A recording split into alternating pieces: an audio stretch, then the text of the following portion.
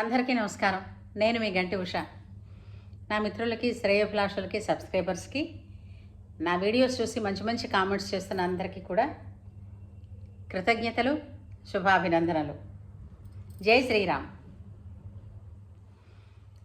మనకి శ్రీరామనవమి ఒకటి దగ్గరకు వచ్చేస్తుంది కదండి. అందుకే సాధ్యమైనంత కథని ముందుకు తీసుకుని వెళదామన్న ప్రయత్నం అయితే చేస్తున్నాను. కానీ నడిపించేవాడు, చెప్పించేవాడు, అనిపించేవాడు అన్నీ రామభద్రుడే. అయితే గత వీడియోలో మనం ఎంతవరకు చెప్పుకున్నామంటే, మారీచుడు మాయలేడి రూపంలో, అంటే బంగారు జింక రూపంలో పంచవటి ఆశ్రమంలో కదలాడడం, సీతాదేవి ఆ జింక కావాలని కోరడం, లక్ష్మణుడు హెచ్చరించడం, రాముడు ఏది ఏమైనప్పటికీ కూడా సజీవంగా తీసుకొస్తే అది మామూలు జింకే కనుక అయితే భార్య కోరిక తీరుతుంది, కాకపోతే రాక్షస సంహారం జరుగుతుంది అని అనుకుని దాని వెంట వెళుతూ లక్ష్మణుడికి ఒక ఆజ్ఞ ఇచ్చారు. ఏంటని, ఎట్టి పరిస్థితుల్లోనూ వదినని విడిచిపెట్టి, ఆశ్రమాన్ని విడిచిపెట్టి నువ్వు వెళ్ళకు, ఇది అన్నగా నా ఆజ్ఞ అని చెప్పారు. అలాగే అన్నయ్య అన్నాడు.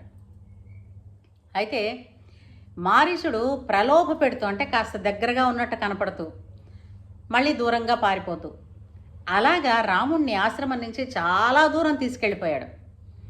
తీసుకెళ్ళిపోయిన తర్వాత ఇంకా లాభం లేదు, ఇంత దూరం వచ్చేసాను అని రాముడి మనసు కించిత్ బెంగ పెట్టుకుంది. ఏమిటబ్బా ఇది అని ఆలోచించి ఆయన ఒక బాణం వేసేశారు. వేసేసరికి ఏంటైంది, మారీచుడు అంటే ఆ జింక అంటే చచ్చిపోయే ముందు అసలు రూపం వచ్చేస్తుంది కదా రాక్షసులకి, మారీచుడిగా అయిపోయి హా సీత, హా లక్ష్మణ అంటూ రాముడి కంఠస్వరంతో అరిచాడు. ఆ అరుపులు ఎలా వినిపించాయి అని అనగానే, హా సీత, హా లక్ష్మణ అని అనగానే సీతాదేవికి వినపడుతుంది కదా ఈ మాట. అమ్మో, స్వామివారికి ఏ విధమైనటువంటి, అంటే తన భర్తకి ఏ విధమైన ఆపద కలిగిందో ఏమో, లక్ష్మణ నువ్వు వెళ్ళు నాయనా అని చెప్తుంది ఆవిడ. చెప్తే లక్ష్మణుడు అంటాడు, 14,000 మంది కరదూషణాదులని తానొక్కడై అతి కొద్ది సమయంలో తెగటార్చిన రాముడికి ఒక జింక వల్ల లేదా ఒక రాక్షసుడి వల్ల ప్రమాదం వస్తుందా? వస్తుందంటే నమ్మాలా? వదినా, అలాంటివి ఏమీ ఉండవు. అన్నయ్యకి అలాంటి ఆపదలు ఏమీ రావు. 3 లోకాల వాళ్ళు త్రిమూర్తులు ఏకమైనా కూడా అన్నని ఎదిరించలేరు, మీరు అలాంటి బెంగ పెట్టుకోకండి అని చెప్పాడు. అలా అన్నా కూడా స్త్రీ మనస్సు కదూ, స్త్రీ మనస్సు ఎప్పుడూ కూడా, అంటే అధికమైనటువంటి ప్రేమ ఉన్న చోట కీడు శంకించడం అన్నది సహజం. అందుకని అన్నకి ఏ ఆపద కలిగిందో ఒక్కమారు వెళ్ళిరా నాయన, నా మనసు కుదుటగా లేదు అంటుంది. ఇది అన్నగారి ఆజ్ఞ, నేను వెళ్ళనంటాడు.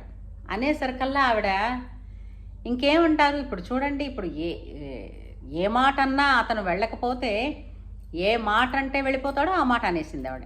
ఏమిటంది ఆవిడ, నాకు ఇప్పటికి అర్థమైంది లక్ష్మణ, ఒక తమ్ముడు రాజ్యంలో ఉండకుండానే తాను ఎక్కడో ఉంటూ తన అమ్మ చేత అన్ని నాటకాలు ఆడించి రాజ్యం కొట్టేశాడు.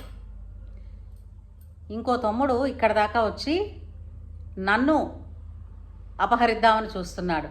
నా కంఠంలో ప్రాణం ఉండగా నేను నీకు వశపడను లక్ష్మణ అని అంటుంది. అంత మాట విన్న తర్వాత చెవులు మూసుకుని ఒక్కసారిగా బాధపడతాడు.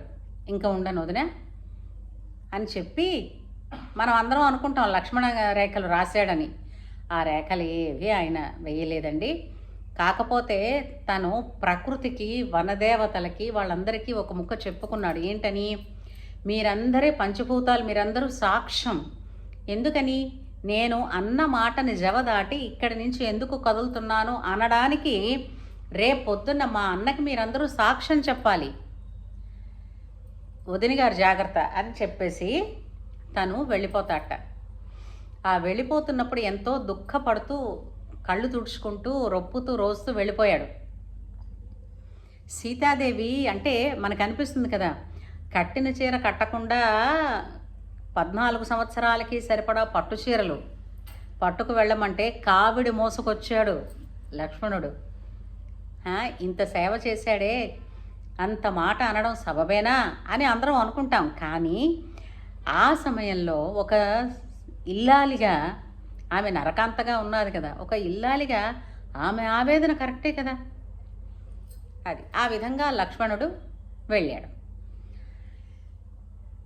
సరే, అదను కోసం ఎదురు చూస్తున్నాడు కదా రావణుడు. వెంటనే ఒక సన్యాస వేషం వేసుకుని, అంటే ఒక గుబురు పొద ఉన్న చెట్టు చాటున తన రథాన్ని గుర్రాలని విడిచిపెట్టి తాను ఒక సాధువు వేషంలో వచ్చి, అంటే ఒక యతి వేషంలో వచ్చి భవతి భిక్షాందేహి అన్నాడు. అంటే సీతాదేవి చూసి, ఇప్పుడు గృహస్థులకు ఒక ధర్మం ఉంది కదండి, సన్యాసులు కావచ్చు, బ్రహ్మచారి కావచ్చు, ఎవరు వచ్చినా అతిథులు వస్తే వాళ్ళకి భోజనం పెట్టడం. ఆవిడేంటండి, రావణుణ్ణి లోపలికి రమ్మని భిక్ష ఇస్తానంది. ఎందుకు? యతుల తాలూకు ఆశీర్వచనాలు ఎంతో ఉపకరిస్తాయి, ఎంతో శుభసూచకాలని, అంతే వేదం అదే చెప్పింది కదా. అందుకని అది నమ్మి ఆవిడ రావణుణ్ణి లోపలికి పిలిచి భోజనం పెడుతోంది. అయితే ఇక్కడ ఇలా ఉండగా అక్కడ రాముడు, ఏమిటి ఇది, ఈ లేడీ ఏమో రాక్షసుడైపోయాడు, సీత లక్ష్మణ అంటూ నా గొంతుతో అరిచాడు, ఏమో ఏం జరిగింది ఉంటుందో అనుకుని గబగబలాడుతూ వెనక్కి తిరిగి వస్తున్నాడు. అతను వెనక్కి తిరిగి ఆశ్రమం వైపుగా అడుగులు వేస్తూ ఉండగా అతనికి కొన్ని దుశ్శకునాలు కనిపించాయి. మనస్సు వెంటనే పరిపరి విధాలు పోయి కీడు శంకిస్తోంది ఏమిటయిందో అని. అలా కొంత దూరం అతను వస్తున్నాడో లేదో అతనికి లక్ష్మణుడు ఎదురుపడ్డాడు. ఇంకా మరీ భయం ఎక్కువైపోయింది. లక్ష్మణ, నిన్నెవడు రమ్మన్నాడు, నువ్వెందుకు అక్కడి నుంచి కదిలేవు, ఎందుకు వచ్చేసావు, ఇదంతా ఒక రాక్షస మాయగా అనిపిస్తోంది అని చాలా గాబరా పడుతూ, పద గబగబా వెళదాం ఆశ్రమానికంటూ పరిగెడుతున్నారు అన్నదమ్ములు ఇద్దరు. అయితే అప్పుడేం జరిగింది, ఈ లోపల ఇక్కడ రావణుడికి సీతకి మధ్య సంభాషణ జరిగిందండోయ్. మనకి సినిమాల్లో చూపించినట్టుగా ఆమెను భూమితో పకలించారు, లేదంటే 3 గీతలు దాటి వచ్చి భిక్ష వేయమన్నారు. ఇవన్నీ సినిమా స్టంట్లు. వాల్మీకి రామాయణం ఏదుందో అదే చెప్దాం మనం. అక్కడ ఆమె భోజనం పెడుతున్నప్పుడు రావణుడు ఎన్నో ప్రశ్నలు అడుగుతున్నాడు. అంగాంగ వర్ణన, అంటే నువ్వు ఇంత అందంగా ఉన్నావు కదా, ఈ అడవిలో ఎందుకున్నావు అని మాట్లాడుతూ ఉంటే ఆవిడేంటి అనుకుంది, యతులు సహజంగా వాళ్ళ మనస్సు చాలా నిర్మలంగా ఉంటుంది, అందుకని వాళ్ళు ఏది మనసులో దాచుకోరు కాబట్టి అడిగేస్తున్నారు అని అనుకుని చాలా నిర్మలమైన మనస్సుతోటి అతనికి అన్నీ కూడా సమాధానాలు చెప్తోంది. తన భర్త ఏమిటి, తను ఏ రాజ్యం నుంచి వచ్చింది, ఎందుకు వీళ్ళ అడవిలోకి వచ్చారు, ఈ విధంగా మెల్లిగా మాట్లాడుతున్నారు ఆవిడ. మాట్లాడుతూ సీతకు అనుమానం వచ్చిందండోయ్, ఇన్ని కబుర్లు చెప్తున్నావు కదా, ఇక్కడ ఒక ఆశ్రమం ఉన్నదని, ఒక పర్ణశాల ఉందని, ఇక్కడ నీకు భిక్ష దొరుకుతుందని ఎలా తెలుసు, ఇంతటి అరణ్యంలో నీకు భిక్ష దొరుకుతుందని నువ్వు ఎలా ఊహించి వచ్చావు అని అడిగింది ప్రశ్న.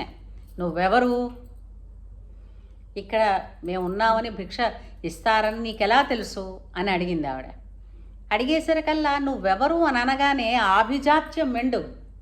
తను ఒక సాధు వేషంలో ఉన్నానన్న సంగతి కూడా వెంటనే వదిలేసి నేను రావణుణ్ణి అంటూ బయటపడిపోయాడు. బయటపడిపోయేసరికి ఆమె కొంచెం భయపడిపోయిన తర్వాత, ఈ విధంగా నేను అపహరించడానికి వచ్చానని చెప్పి ఆమెని బలవంతంగా లాక్కుని, అంటే మనకి చూపిస్తారు ఆమెను తాకలేదు, మట్టితో పెకలించారు కాదు, ఆమెను జుట్టు పట్టుకున్నాడు. ఒక చేత్తో జుట్టు పట్టుకుని ఒక చేత్తో ఆమె తొడల కింద చెయ్యి వేసి ఆమెను ఒళ్ళో కూర్చోపెట్టుకున్నాడు. రథం ఎక్కి కూర్చోపెట్టుకుని రథం గాల్లోకి ఎగిరింది. ఆమె, అంటే వాల్మీకి మహర్షి రాశారు, అతను నల్లగా ఉంటాడు రావణుడు, కాబట్టి ఒక నల్లని మేఘంలో ఒక మెరుపు తీగ కదిలినట్టు ఈమె గింజుకుంటోంది రావణుడి చేతిలోంచి. రక్షించేవాళ్ళు లేరా నాథ, రామ, లక్ష్మణ అని అరుస్తూ. అలా వెళుతూ ఉంటే ఈ వాక్యాలు విన్నాడు అక్కడ జటాయువు. జటాయువు గురించి ఒక మాట మనం చెప్పుకోవాలి. జటాయువు అనేటువంటి ఒక పెద్ద పక్షి, అది దశరథుడికి స్నేహితుడట. ఒకసారి అంటే వీళ్ళు పంచవటికి వచ్చిన కొత్తలో రాముడికి తనని తాను పరిచయం చేసుకుని, మీ నాన్నగారు నాకు స్నేహితుడు అని చెప్పి, నేను కనిపెట్టి ఉంటానులే, నేను మీకు సాయం చేస్తానులే, ఎప్పుడైనా అవసరం వస్తే నేను ఉంటాను మీకు తోడుగా అని చెప్పాడు ఒకప్పుడు. ఆ జటాయువు ఈ రోజున ఏమిటి గొంతు వినపడుతోంది అని అనుకుని సీతాదేవిది.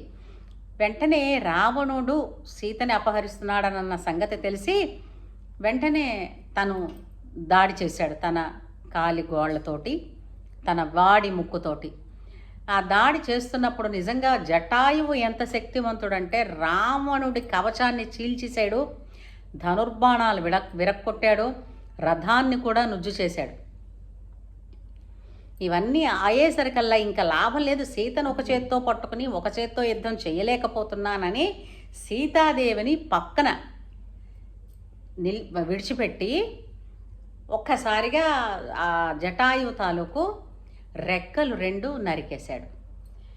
రెక్కలు నరికేసరికల్లా కుప్ప కూలిపోయింది జటాయు. కుప్ప కూలిపోయేసరికి తండ్రి సమానుడు ఇతను నన్ను రక్షించడానికి వచ్చి ప్రాణాలు కోల్పోయాడని సీతాదేవి బావురమంటూ జటాయు మీదకి అంటే అతని దగ్గరికి వెళ్ళి అతన్ని చూసి ఏడుస్తోంది.